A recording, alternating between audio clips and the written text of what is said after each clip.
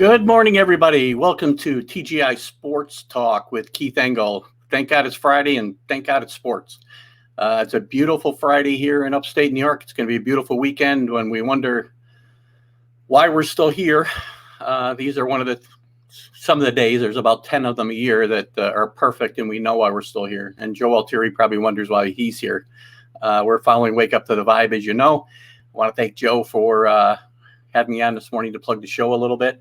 I also would like to remind you, if you could, to like, follow, and share any content from the page that you find enjoyable. That's how we'll grow our network, is one like, one follow, one share at a time.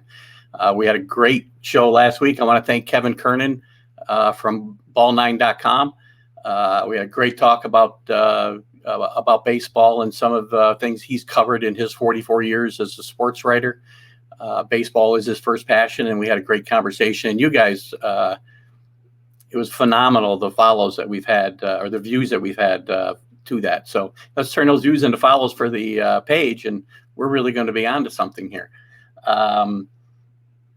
We'll talk a little bit at the end of the show about some exciting developments also on the MLB network, for lack of a better term today. I believe that's where we're at. And we'll talk about that at the end. But I've got to also welcome my guest today, Mr. Greg Pryor, retired Major League Baseball player, former Yankee prospect who unfortunately didn't make it to the Yankees, in my mind, as we've talked about. We'll probably get into that a little bit. And but Greg had a very good career with the White Sox and the Royals over 10 years, and was part of the 1985 Kansas City Royal World Series championship team. So he had a great career, and he's also the author of a wonderful book which I just read, The Day the Yankees Made Me Shave, and we'll talk about how you can get that book today. It's really a great read, and I really hope you guys will watch it. And one last thing before I bring Greg in, I've had a ball over this last week, getting to know Greg a little bit over phone calls. We've chatted quite a bit. And the vetting process that he put me through on his Facebook page was a lot of fun. He put a poll up about whether he should come on the show and such, and he has got some interesting followers on his show, and we had a lot of fun with it. And I took some shots, and actually he took some shots, and it was all in good fun. So with that, I want to bring in my guest today, Mr. Greg Pryor. Welcome, Greg. Hey, good morning, Keith. Thanks for the intro, and sorry about the vetting, but I do get some requests to talk to people on the internet. And I have to. I've learned to go through the process. And when I heard that you thought I and Bucky Dent were on the same level, I said, well, I got to go on your show. So it's great to be here from Overland Park, Kansas, and very fond of upstate New York, where you are. I spent time in Syracuse. We can talk about that season I had there in the International League. But it's great to be with you, and it's great to be with all the fans that are watching and may watch in the future on this show. Well, I appreciate you being here. And again, the vetting process for me was fun. And the comment that Greg is alluding to about Bucky Dent is, I told him that, I still think Greg Pryor could have done what Bucky Dent did for the Yankees easily. Bucky's a fine player, but if Greg Pryor was the starting shortstop in 77, 78, his name could be different today. And if you guys know what I mean by that, I think. Well, as people know, if they follow my Facebook page, we got some responses from some Yankee fans about Billy Martin making the right decision to let me go and keep Bucky Dent, which I'm not going to argue about, because I can go look at Bucky Dent's records and see what he's done. He was an excellent, consistent ball player, and I think it was perfect what the Yankees did back when they got him. So I'm sitting here as a person to say that Bucky and I played with the White Sox. He before me. We played with the Yankees, both of us, and then in '84. We became teammates. Bucky got brought over to Kansas City in '84. And so it's been a real interesting comparison to compare how Bucky Dent succeeded and how I succeeded in baseball. Well, it's funny, the parallels, and we'll get into that, I think, as we go along, the parallels in your career and how the Yankee organization kind of continues to come into your life or moments in your life. I think it's kind of interesting, some of the people and the events that happened over your career in baseball. So tell us a little bit about how you got started. I mean, I heard a rumor, and then I read in the book to confirm the rumor that your father actually had to bribe Florida Southern College to get you on the team or get you enrolled. Maybe, I'm not even sure, but elaborate a little bit on that. Well, I came from a family of 6 children. My dad was a high school math teacher and a football coach. So I was raised in sports, mostly football and basketball, but certainly not baseball, because my dad, he didn't play baseball in high school, but he drop kick field goals, and which tells you how old he was before. But he saw something in me that I didn't see. When I was in high school, I didn't have a scholarship to college. I wasn't drafted by the pros.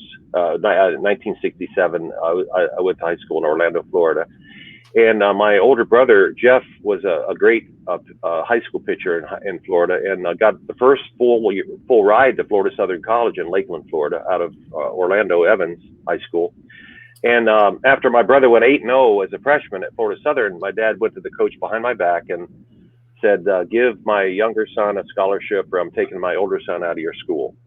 So that's basically how I got my chance to play at college baseball. I got down to Florida Southern in '67 during the Vietnam War era, and it was a wonderful time to be in the United States. It was beautiful to be in Lakeland, Florida, to go to college, but I never had one thought, Keith, of ever signing a pro contract when I got to Florida Southern. In fact, if you want to, people can go online and see that I hit about 200 my freshman year and 200 my sophomore year in college. So what was I going to say? And then in spring in Lakeland, the Tigers trained there, and I used to go out and watch Al Kaline and Bill Freehan and Norm Cash, all them great Tigers in spring training. Yeah. And when I saw them play the game at the highest level, I was like, whoa, I was in awe of how great they could play. And I never thought at that time that I would ever get to that point, but it happened. And it was because of my dad seeing the potential in me. And I dedicated my book to him, if as you know, since you read it, because without him, we wouldn't be talking right now. Well, it's a great story to get started. I mean, hard work can overcome a lot of, I won't say liabilities, but shortcomings, whatever. You work hard, you can become whatever you want to be in this country. That's what's great about it. If you work hard, everything's possible. So you obviously go through your career at Florida State. We're still not expecting probably to get drafted. Maybe you were, I don't know. But I think an interesting tidbit that I learned also was that you were the very last draft pick of the the Washington Senators. And that before they moved to Texas. So that's an interesting, you've got a lot of interesting little taglines through history that I like. And that's one of them. Talk about that a little bit. Yeah. The Senators, their last season in DC was 71. In 72, they moved to Texas and became the Texas Rangers. So I was drafted in June of 71. I was in Miami, working out with the Pan American team. I got selected as one of the few players to go down and try to make that team. Fred Lynn was on that team. Nice. Bobby Winkles, famous Bobby Winkles, who coached at Arizona State, was the manager. And I went down there, right before the draft. And I was working out every day trying to make that team. I thought it was exciting that I could be down there, maybe to go and travel around the United States and go play in the Pan American games against Cuba.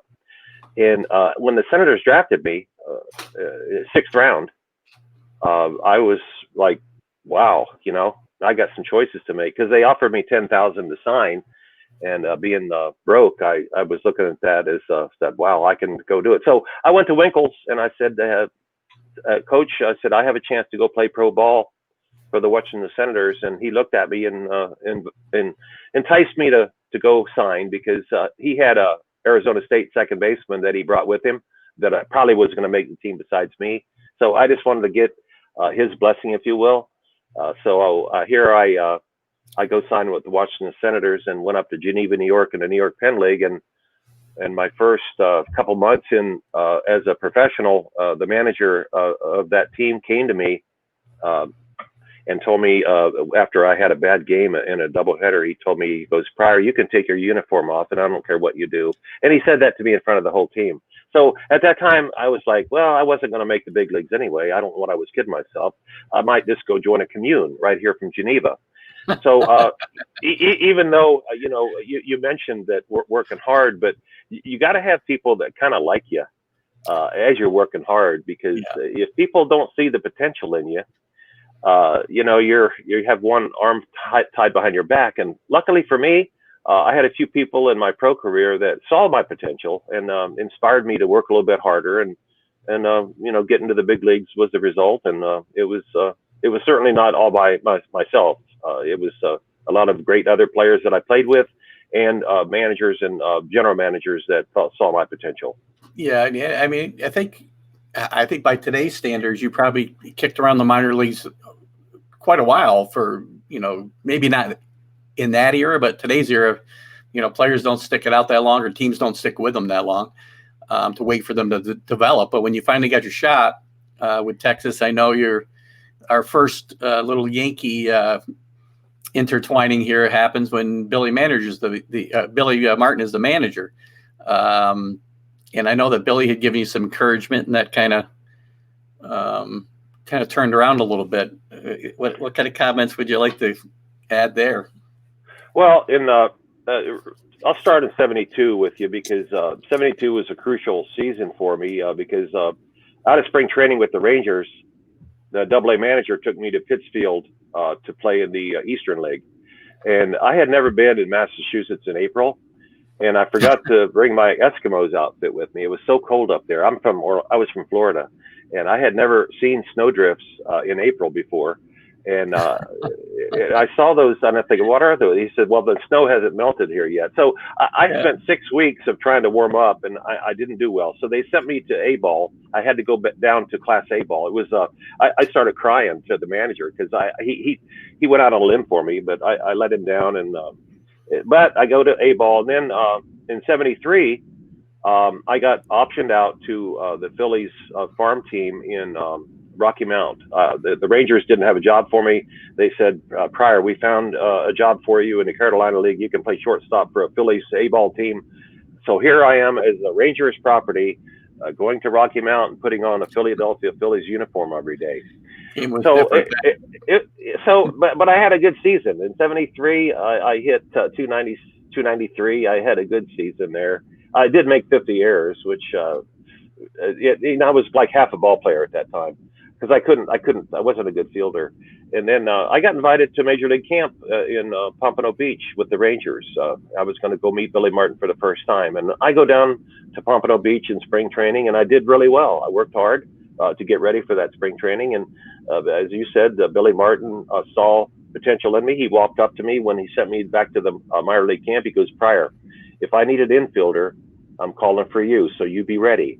So I was at the top of the world thinking that Billy Martin thought I could play in the big leagues. And so I go to my minor league camp with that in my mind. But not only did Billy send me out of a '74 camp, he also sent me out of the '75 camp that I went to.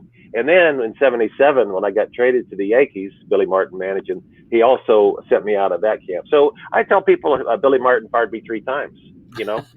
But it all evened out. Karma has a wonderful way of dealing with life, and I didn't get revenge on Billy, because I didn't play to get revenge on people, but I had some really, really good games when Billy Martin was on the other side of the diamond. Yeah, I think we'll probably catch up with that a little bit later. I had a couple notes, or at least one note in particular, that involves Billy again coming back around in your career. It's funny you mentioned the 50 errors, and that's kind of what I was talking about as far as hard work, right? So you were a tremendous defensive player when you started, but by the time your career ended with the Royals, I think you must have been considered one of the better fielding infielders in the American League, at least, if not all of the baseball. So again, that speaks to the hard work. So.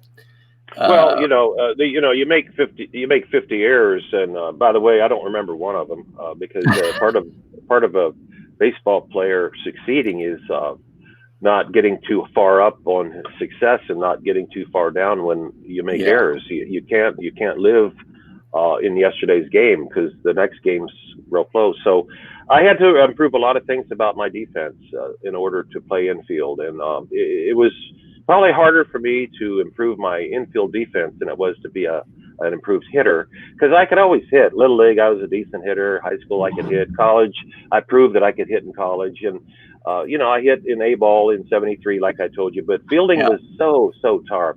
People really. Major leaguers make it look easy, but it's really hard to get really good as a major league infielder. You really have to thousands and thousands of balls off the wrist before you learn how to do it the right way. Well, not having played at your level in any way, shape, or form, I was transformed in high school from an outfielder to a shortstop, and I can tell you the transformation was like night and day. Like, what's going on here, right? Even at that level, and it's hard. It's all footwork. It's all, there's little things that you don't even think about that come into play. So I can understand that. So as you said, Billy decided to part ways with you. The Rangers, I should say, decided to part ways with you, and you end up in the Yankee organization. I learned something new from you, and also in the book, that part of that trade was Brian Doyle, who has a pretty big part in Yankee lore as well. Actually was in Lemoyne baseball camp in 1977, which is part of how I saw you play in Syracuse. But Brian Doyle and Ron DiOrio, who I know was another teammate of yours in Syracuse, were actually at that camp. And that's how I got to meet. They were the first major league, professional baseball players I'd ever met. So anyway, you end up in the Yankee organization in 1977. So let's kind of talk about that situation for a bit. Well, going into the '76 season, I played in AAA in Sacramento, and I got called up to the big leagues for the first time, and I had a taste of big league life. I was up for 19 days in '76, and over the winter, I was expecting to go to the Ranger Major League camp before the '77 season and compete for a job. And when I got a phone call from the general manager of the Rangers, and he said, "Pryor, we've just traded you to the New York Yankees." And then I get a phone call soon after that from Gabe Paul, who's the general manager of the Yankees at the time. "Oh, Gabe Paul, you're a part of the Yankees. We're looking forward to seeing you. We're going to bring you down to the Major League camp." And I'm thinking to myself, Rangers, Yankees, why did the Yankees want me? Why? They just got done playing in the World Series. They lost 4 straight to the Reds, American League champions. And I'm going to go down and compete for an infield job. Look who our shortstops were, though. You should have been starting there. Well, here's what happened. I get down there. Fred Stanley was your shortstop in '76 in the World Series, and I think they wanted to increase their production from the shortstop position. Yeah. And Stanley was the mark man, because they had Mickey Klutz was there. They had a number of infielders that they were looking at to be their shortstop, and I. In my book, I talk a little bit about what happened right before the Bucky Dent trade, because most people don't realize it because it was kept a secret.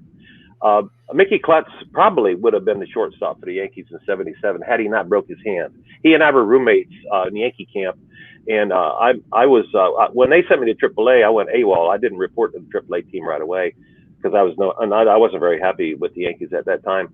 And then Mickey walks in with the ice bag on his hand, and I said, "What happened?" He goes, "I broke my hand, and Steinbrenner told me to come to my room and don't come out of my room until he tells me to." So, because they didn't want the news getting back to the reporters, because they were in the process of trading for Dent, and they didn't want to give up any more than they had to, because that's the guy they wanted. So when they made the Dent trade, and Oscar Gamble and Lamar Hoyt went over to Chicago, and Bucky Dent came over, it was like, wow, that's it. I'm dead, and Mickey Klutz is dead because he never played shortstop for the Yankees too much. So I go, then I get sent to Syracuse for my third year in AAA. I was 28 years old. I was broke, and I was not happy, and that's probably the most unhappy I've been in my whole career in baseball, was when the Yankees sent me to AAA, because, no offense to people live in Syracuse, but it's not the best place in the world to play baseball in April.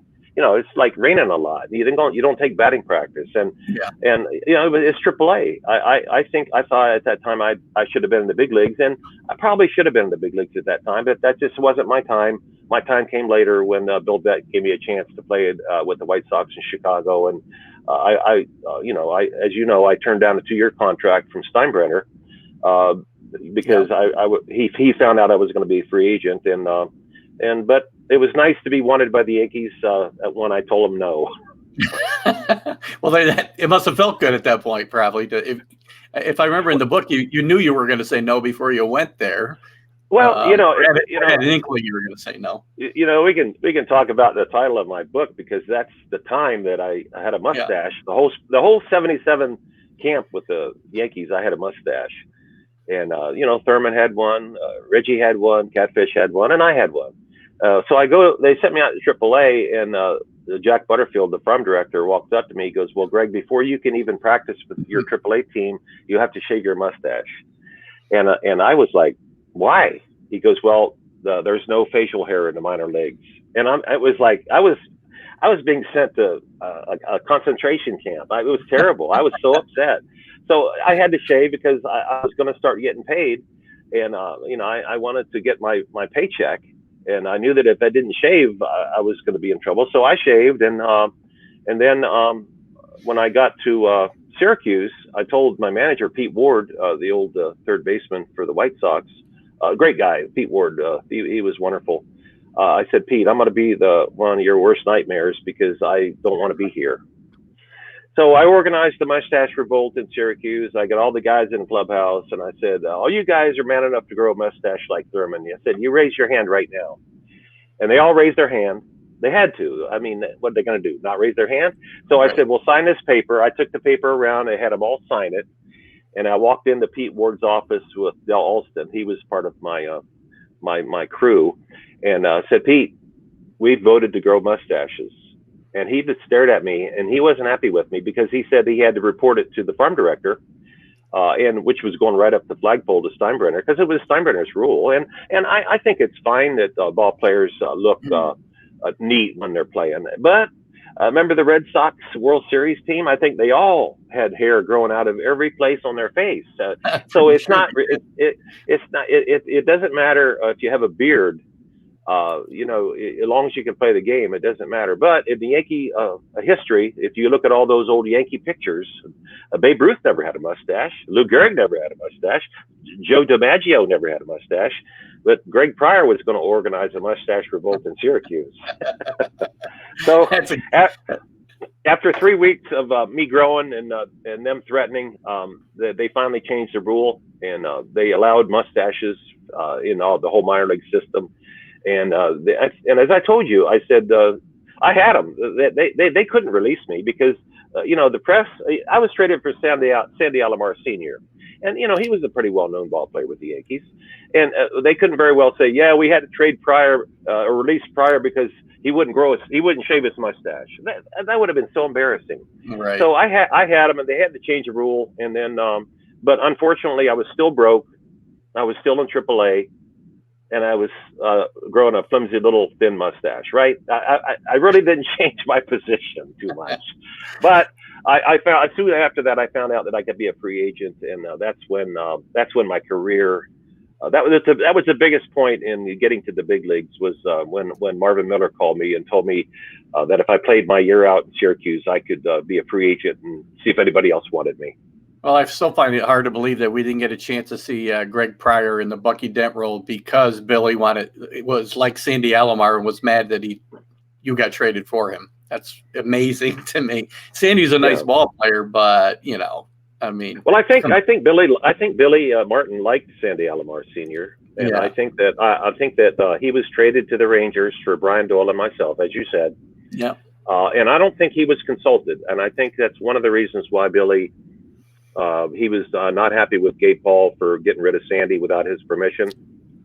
And, I think that's one reason why Billy, maybe, I don't know. I never went to him. I should have gone to Billy. I say, "Billy, why don't you like me? Why don't you give me a shot?" Because I got 7 at bats in the '77 Yankee spring training. And I knew early on that Billy wasn't going to take me.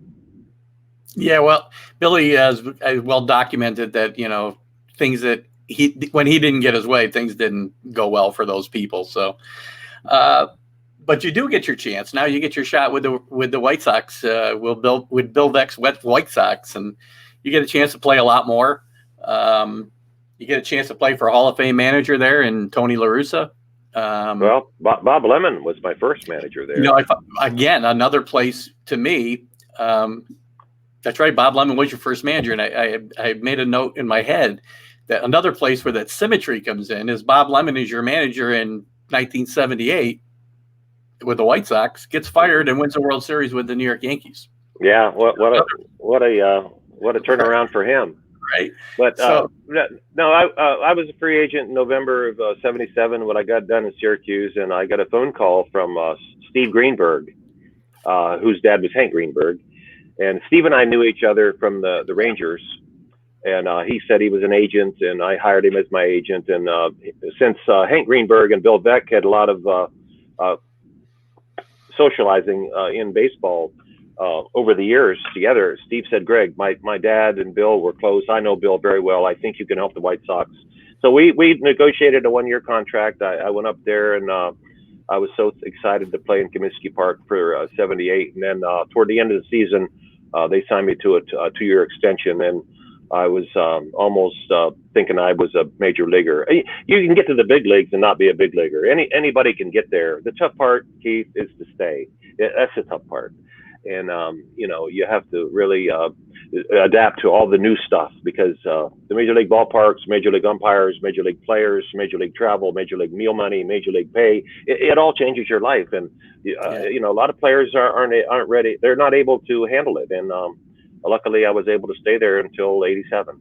Yeah, we've seen a lot of players that have come up and had these great debuts, right? Yankees have had their own share of them, and as every team has.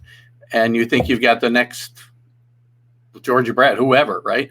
And they just don't pan out. The longevity isn't there. They're gone in a year or two. They have that great burst, and as you say, it's probably adjusting to all that other stuff on the peripheral that is so much. Well, on the Yankee team now, I've always liked that Frazier kid. I've always thought that if you give that kid 500 at bats, he's going to do some damage. People say, well, he can't play outfield. Well, I played with a lot of guys who couldn't play defense. Yeah. You don't get the bad hit through the strike zone like that kid can very often. And I'm hopefully he's going to get his shot, because he should have been playing in the big leagues. Last year, 2 years ago. I think the kid had the best potential, and unfortunately, maybe his personality kept it from him. But that's just an example of somebody that has the ability that doesn't have a chance yet. That's a great example. Actually, I just hope it doesn't come at the. As a side note, I hope that chance doesn't come at the expense, meaning Aaron Judge is hurt for the entire year. So, what was it like playing for Tony La Russa? Well, Tony was an interesting man that I found out after I got done playing baseball. I started investigating his career. He played 13 or 14 years in the minor leagues, and most people don't realize that. And I think that his success had something to do with all the time he spent in the minor leagues watching games. Because in baseball, you get a subconscious something in your subconscious clicks in if you have the right kind of brain as a potential manager. Because when he was brought up to manage the White Sox, he was only 34 or 35, very young to be a major league manager. But Bill Veck gave him a chance, and one of the greatest decisions of Bill Veck's career was to get Tony La Russa as a manager, because he went on to win the third most games in the history of baseball. I mean, that's a pretty good hire. Unfortunately for the White Sox, not all of them were with them.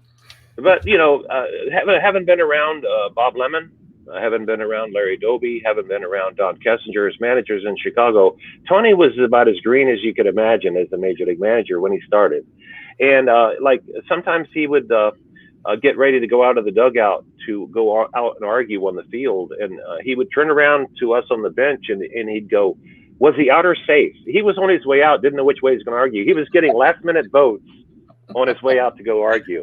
And we got the biggest kick out of it, because I played with Jim Morrison in Chicago, and I said, Mo man, if he ever does that again, you say out, I'm gonna say save. Okay, we just say the opposite. But it's a funny story because I can't imagine Tony La Russa, as he moved on his career, taking a poll on anything as far as making a decision. So as you know, I asked him to write the forward to my book, and the reason I did was not only that I was proud of him for what he did in his career in Chicago and Oakland and then St. Louis. He was he had a number of books himself written about it. So when I contacted him, because I played shortstop in his first major league win in Toronto. When he got with the White Sox, I was hitting second in Toronto, his first win, and so I didn't think he owed me a forward to my book, but I called him up and asked him, and it was really nice communicating with him. And as you know from reading the forward, I couldn't have asked him to write a better forward than that.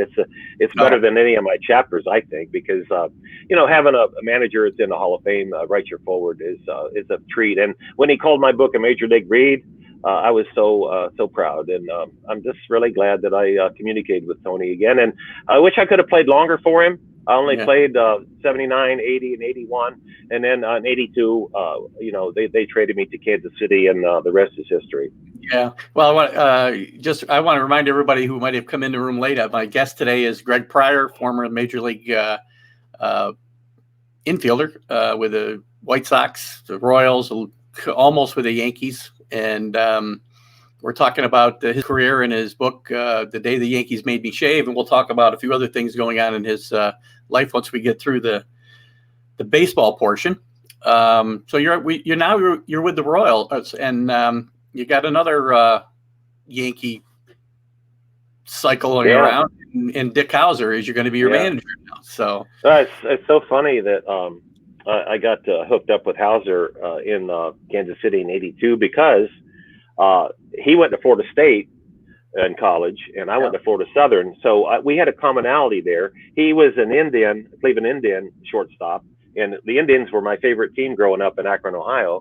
So, I felt a little kinship with Dick Howser when I went to the Yankees in '77. So, funny story, I think I mentioned in my book that when Billy wasn't playing me in '77 spring training, I went up to Dick Howser, and I was desperate. I walked up and I said, Dick, Greg Pryor, I said, I'm glad to meet you. I know about your career. I said, can you tell me what an opinion about why Billy Martin is not playing me here in spring training?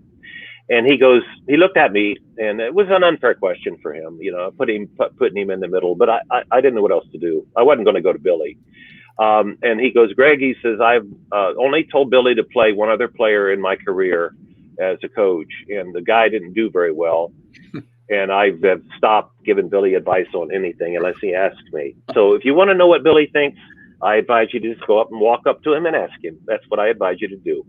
And I think that was the last thing I said to Dick Howser until '82. The last week of '82 spring training, I was told by La Russa that I wasn't going to make the White Sox team in '82. Fortunately for me, a couple infielders suffered broken bones with the Royals that were going to make their team as infielders. And I was right up the road from Fort Myers in Sarasota, and the Royals made the trade. I got told to go report to the Royals the next day, and it was a team I really didn't like that much at the time because they were a darn good team in the late '70s. What a great teams they had there, and I really looked at them like competitors. Now I'm going to go to work for my competitor, which was a weird feeling because I was going to meet George Brett for the first time, and it worked out. I got there. It was a nervous time because you have to go and perform in front of really all-star players. That season they put 8 people in the All-Star game in Montreal in '82. The manager, Dick Howser, the trainer.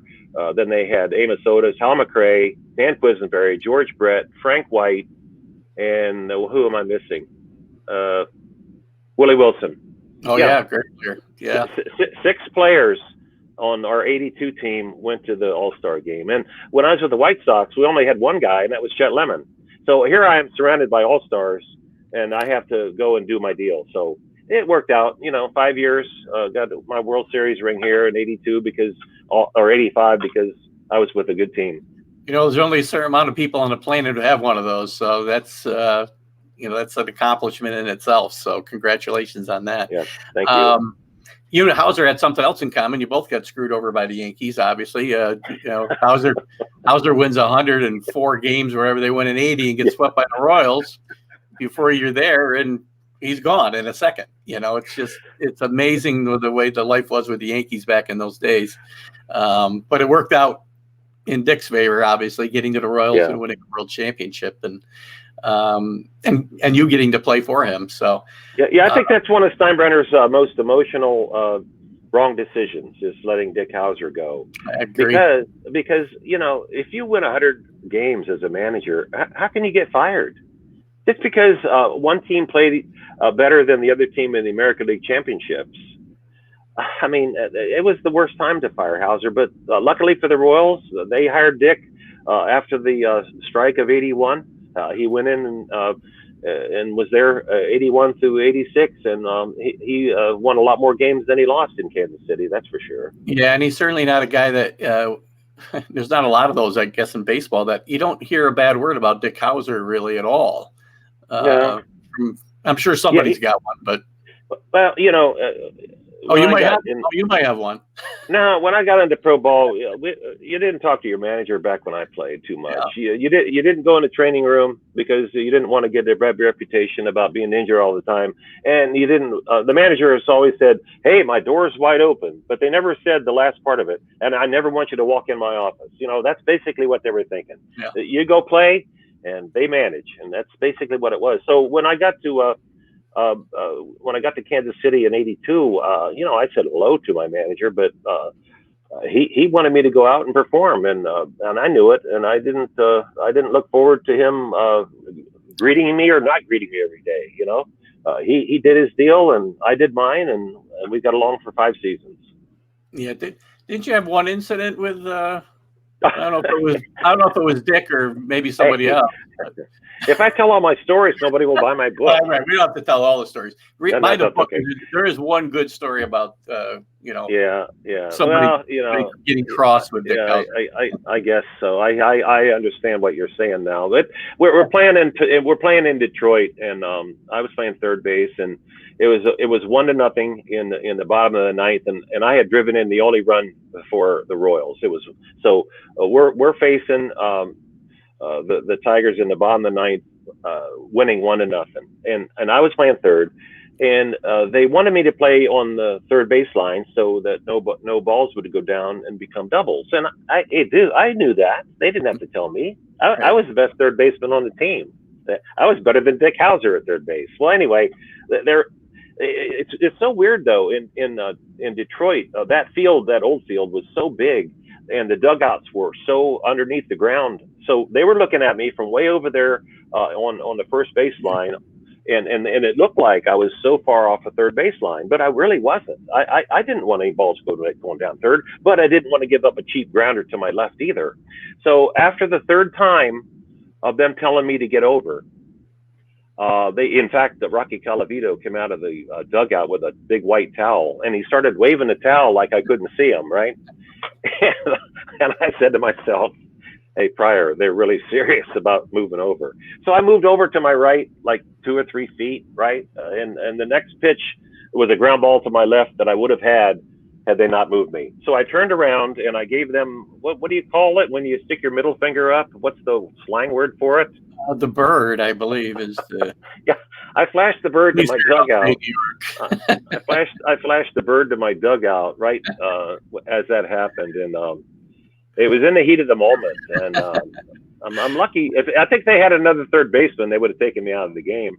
So after the game, we won the game, and after the game, Rocky Colavito took me aside and got me up against the wall, and he read me the riot act, and I said, "Rocky, I'm sorry, I'll never do that again." He goes, "I hope not, because you better not." So it was just one of those things that happens, and I'm so glad that they were patient with me, because I lost my patience with them. But I just shouldn't have done it. I'm sorry I ever did that, but I did it. It's kind of like it's kind of like growing that mustache, you know. Well, we make mistakes and we learn from them, right? I mean, it could have been a different story if you still were playing for Billy Martin and did the same thing, I guess, and not Dick Hauser. So I guess in retrospect, it all worked out. So you go through your career with the Royals, and you're a very productive player. You had some great years there. 84, I know when the Royals went to the playoffs, you were instrumental, especially down the stretch when they had some injuries. And of course, in 85, you win the World Series. So again, congratulations on that. Great career there. Anything you want to add about anybody you played with? I mean, you talked about George Brett, obviously. Anything you want to add about being a World Series champion change your life in any way? Or well, for me to even be there in '85, it was a challenge because I was a free agent after the '84 season. And the only way that you can really show that you can add value to a team is to be between the lines. You can be a cheerleader on the bench, but when it gets right down to it, if you don't perform on the field and help the team win, they're going to look for somebody else. They're not going to wait around. So I was under the gun to perform there in Kansas City, and we won our division in '84. We beat and we won the American League West, and we got swept by the Tigers in the playoffs in '84. And I played 120 some games. And George, we needed George in the lineup. Unfortunately, he was hurt, and he only played in like 70 games. But we still won the division. And then in '85, we went on and we won the World Series in '85. So the players that I played with, were tremendous. Having to back up Frank White was not easy chore either, because he had like 8 or 9 Gold Gloves, and I played second base when Frank didn't play. So I had to back up 2 guys that have bronze statues outside of Kauffman Stadium here. But the guy that I really give credit for in the Royals was not a player. It was our general manager, John Schuerholz. John Schuerholz made some of the greatest moves I've ever seen a manager make in that year. I mean, if you went through his moves, everything he did, it seemed like, fit right into getting us to the postseason in '85, and getting Lonnie Smith as our leadoff hitter during the season, getting Omar Marino in September to replace Willie Wilson, who got hurt the whole month of September, getting pitchers, Saberhagen, Gubazah, Danny Jackson. I mean, that was one hell of a job for a general manager. And, a manager is given the players, and a manager can be an asset or liability, but if you don't get the players that can mesh together to win, you don't do it. And John Schuerholz certainly was a catalyst in helping us win that World Series. And I contacted him, and I have him on the back of my book.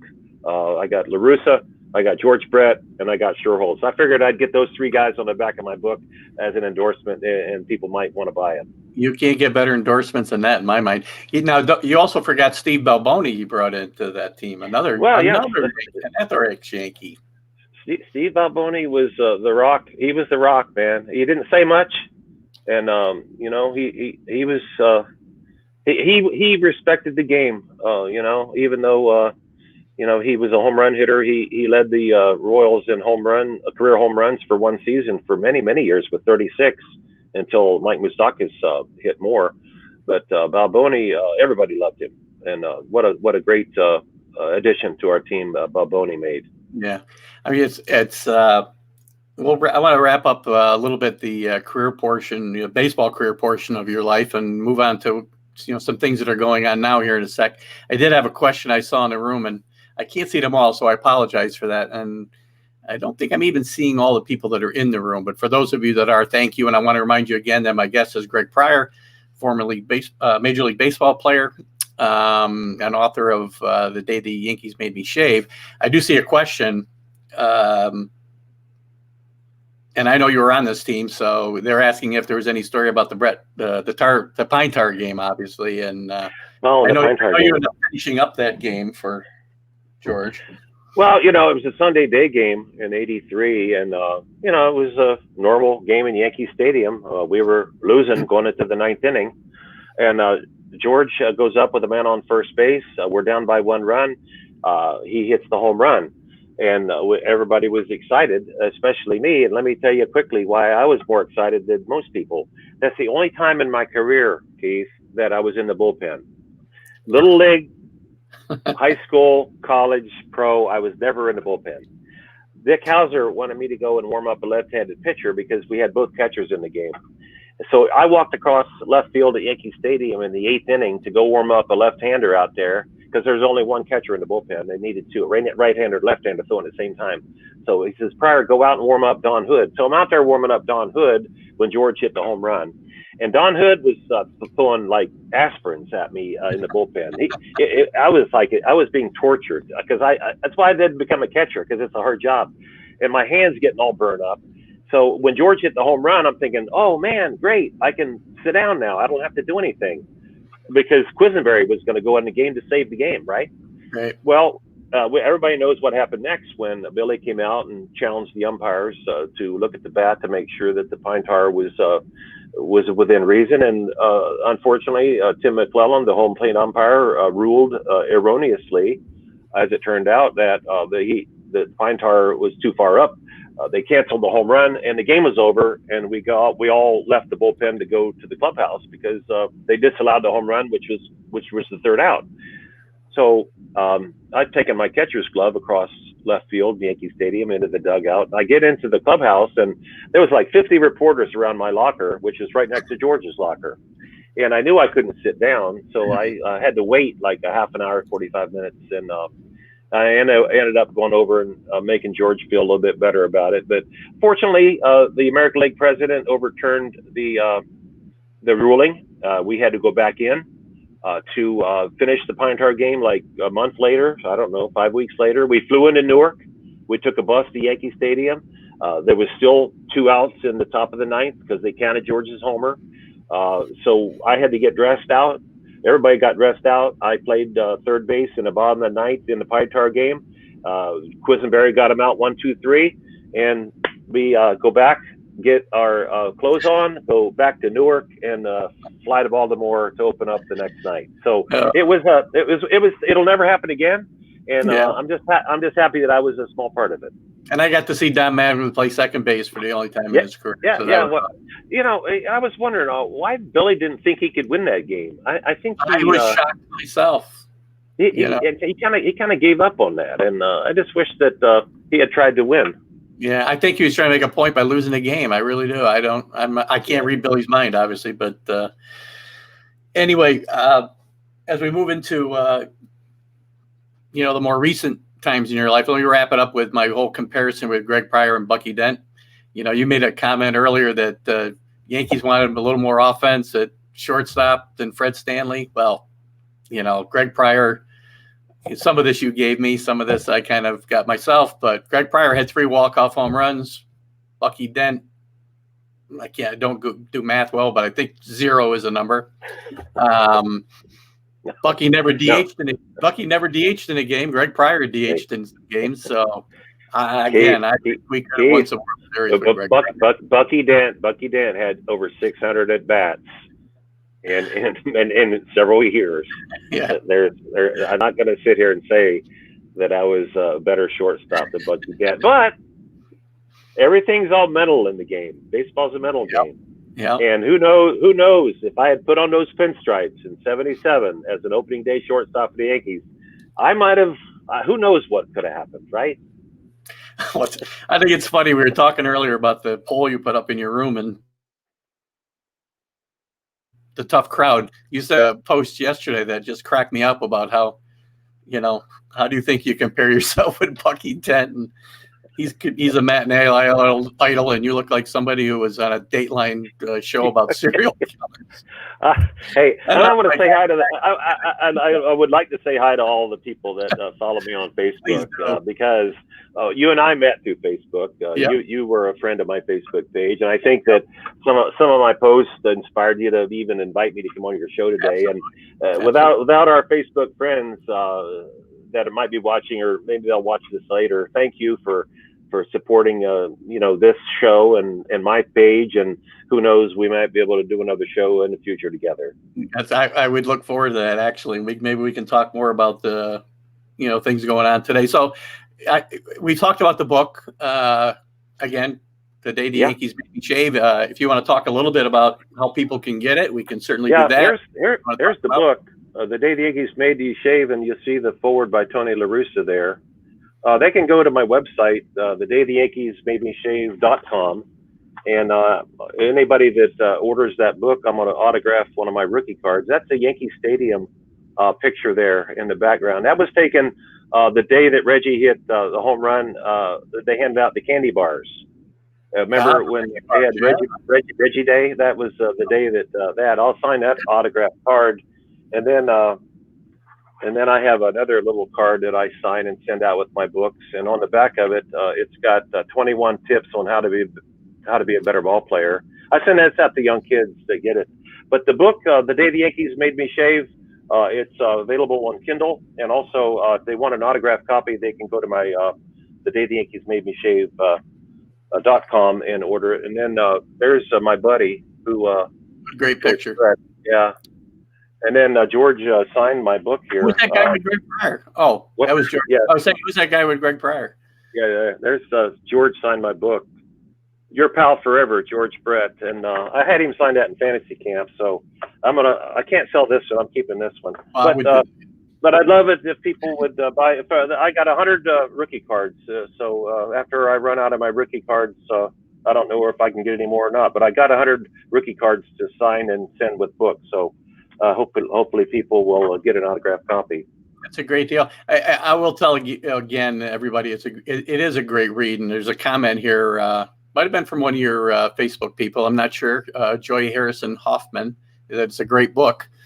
So there's another endorsement from one of your I don't want to talk more about what's in the book, obviously, except to say that there's some great chapters in there. I think it's really cool that you talk about how you met your wife. In the future book. If I do another book, I'm going to tell the rest of the story about how we got married. So I didn't tell the whole. I have another 27 stories, and if I sell enough of my first book, I'll probably write another book. Yeah, I think it's I didn't even talk about Bo Jackson in my first book, and I played with Bo, and there's a lot of stories about Bo Jackson that I'd love to tell. You did get Ron Bloomberg in there, which I was happy to see. Yeah. He was one of my favorites when I was younger. I've been trying to get Ron on the show, and he's gotten very popular all of a sudden. I'm not sure why, but he's got a lot of stuff going on. So I think the way that our existence in this country, with the sports being rearranged for us, has allowed conversations from older players to be more interesting, because baseball has been changing, and some of the people in the country are questioning some of the changes that are being made. And I played in old school baseball, and my book, it talks about old school baseball, and I think that's what people remember, and that's what they like. Yeah, I agree. It's a great book. Please, everybody, get out and get it. Keep Greg going, so I got more to talk about when he's got another book coming out. That's what we want. So, what else? Go ahead. Sorry. Well, I'm just going to tell people about my company, what I do. My wife and I, here's a brochure of my company. It's called LifePriority.com. And I've been in the health and nutrition industry now since 1991. In 94, we formed LifePriority.com. It's a nutritional company. And I met these people. In 91, and they wrote this very thick book on how to slow up the aging process. And I started, I really didn't want to be in this industry when I heard about this, but I started talking to myself, Keith, and I said, well, if you don't put in the things that your body's needing to stay healthy, where are you going to get it from? So logic got me into the industry. And if people want to go to my website, this is one of my products here called Lift Caps. It helps you get up at 7 o'clock in the morning and be coherent when you're talking to famous people like you. If they want to put in the code word shave on my website, I'll ship it for free. So anybody that hears this show, if they want to write the word shave down, use it in their order, they'll get free shipping. And I got lift caps and also another product here called Mind. So there's things that you can do to help your thought processes, and I'm excited that people can look at my company, Life Priority, at lifepriority.com, and and they can get in touch with me and ask me questions about their health, and I'll be glad to talk to them. That's great, and I'd love if there's anything you want to send. I'll share on the Facebook page as well, as far as any of that contact information or anything about the company or the products. I'll be happy to share it and try to get in front of some more people. So it's great that you're doing some things in your life, and you've also got some other charities and or some other charity. That's a business. Let's talk about charity. So you're involved with the fish program. Can you talk a little bit about that? Yeah, I met Paul Chapa, who started FISH. It stands for Friends in Service of Heroes, and he provides animals and wheelchairs to veterans that have served and that are in need. And it's a wonderful local charity, but it's expanding. And I met Paul, and I've met some of the people that he's helped, and it's really encouraging that people like Paul, there's a lot of charities out there for veterans, but FISH, Friends in Service of Heroes.com, if people want to go there and check that charity out, that's one that I support. And I love helping those who've served us in the armed forces. Well, we thank them all for their service, and I think people like you who, show an interest in helping them is commendable for sure. So thank you for that. Anything else you want to add, Greg, before we some of the Facebook friends wanted me to talk about people in there. Sure. People that I didn't like playing with and stuff like that. But, you and I talked about keeping this show as positive as possible, not talking about any COVID or any talking about what's going on with baseball. But then somebody asked me what team I like playing for the most. And honestly, I loved all the teams I played for because they gave me a chance. And that's all I wanted was a chance to see if I could play in the big leagues. And when I got called up in '76 with the Texas Rangers, I loved that organization so much. I was so hurt when they traded me to the Yankees. When the Yankees didn't keep me, I gave the Yankees credit because they gave me some exposure. Everybody in the baseball knew that the Yankees traded for me.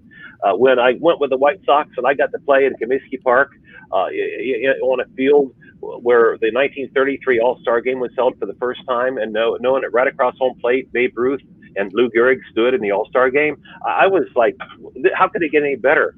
When I played for Bill Beck for 4 years and the experiences I had there, and then I come to Kansas City and I played with George Brett, a Hall of Famer, and Frank White, a Gold Glover, Dan Quisenberry, Willie Wilson. I had a full career, and the reason I wrote my book real quickly before we finish here is because my grandpa played in 1912 in Duffy, Ohio. And I don't even know the name of his team. I just know they had Duffy on the front of their jerseys.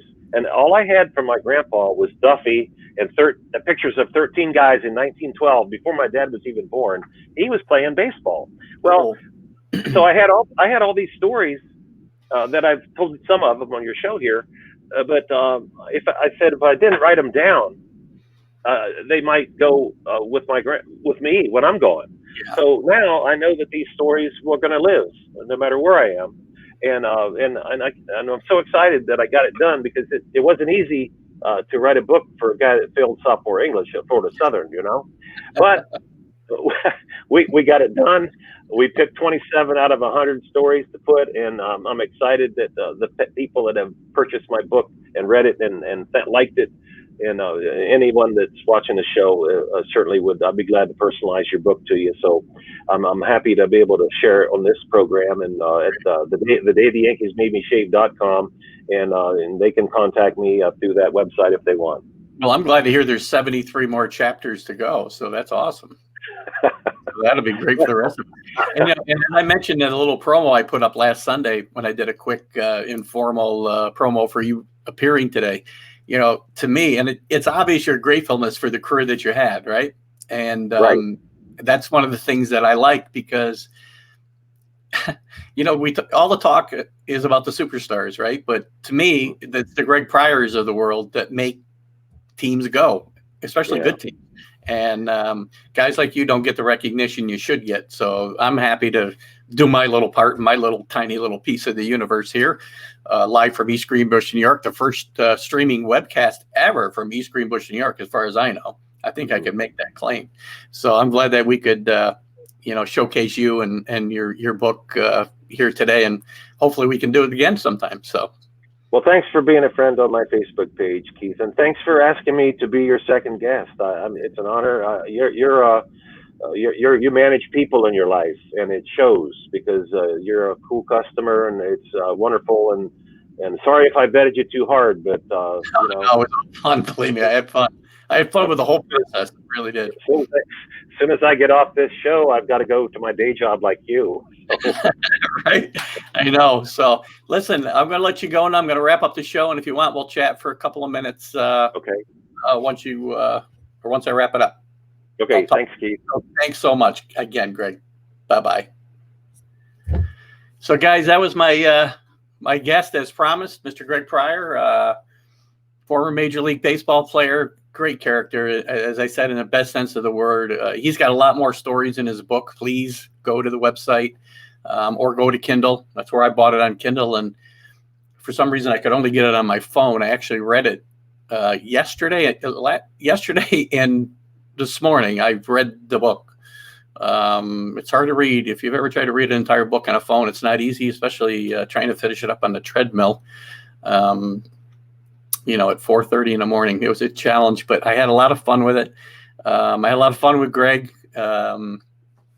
Again, I love the people that he brought to the show today from his Facebook page, and I hope you guys will like and follow TGI Sports Talk. And I hope you'll share the video, and we'll talk more about it going forward. And I do have a new coffee cup. Somebody mentioned they didn't like my cup last week. I will get a real cup. My wife brought me a tumbler so that I at least had a sports cup with me today. We'll talk more about that in the future. You guys know I'm a Yankee fan, and a lot of you probably wonder why I'm a Patriot fan, but we can talk about that on a later show. And I do thank you all. Again, like, follow, and share. This is Keith Engel for TGI Sports Talk. Oh, one quick thing. Just be on the lookout for the new shows coming on the NLB network. We've got Young Life Happy Hour with Elise Rothman. That'll actually follow this show at 9 a.m. starting next Friday. We've got Wednesdays at 9 a.m. starting September 9th, The Green Gate with Amy Guyette Hall.